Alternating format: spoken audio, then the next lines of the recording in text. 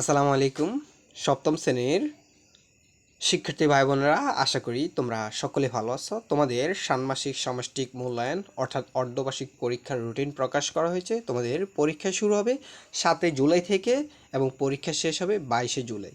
অর্থাৎ তোমাদের 10টি সাবজেক্টের পরীক্ষা হবে এবং পরীক্ষার বিষয়টি পূর্বে তোমাদেরকে জানানো হয়েছে। তোমাদের পরীক্ষা হবে 5 ঘন্টা ব্যাপী, অর্থাৎ সকাল 10টায় তোমাদের পরীক্ষা শুরু হয়ে তোমাদের প্রথম 3 ঘন্টা ব্যবহারিক এবং 1 ঘন্টা বিরতি থাকবে। পুনরায় আবার তোমাদের 2 ঘন্টা লিখিত পরীক্ষা হবে।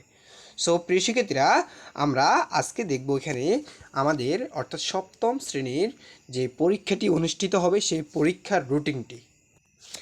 তো এখানে প্রথম দিন তোমাদের ধর্ম, এখানে এরপরে শিল্প সংস্কৃতি। আচ্ছা, তোমাদের এই রুটিনটি আমি এখানে স্পষ্ট করে দেখিয়ে দিচ্ছি।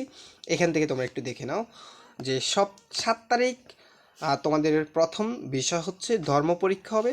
9 তারিখ তোমাদের শিল্প সংস্কৃতি, 10 তারিখ তোমাদের বাংলা, 11 তারিখ ইংরাজি, 14 তারিখ তোমাদের গণিত, 15 তারিখ বিজ্ঞান, 16 তারিখ হবে ইতিহাস ও সামাজিক বিজ্ঞান, 18 তারিখ ডিজিটাল প্রযুক্তি, 21 তারিখ জীবন ও জীবিকা, 22 তারিখ হবে স্বাস্থ্য সুরক্ষা।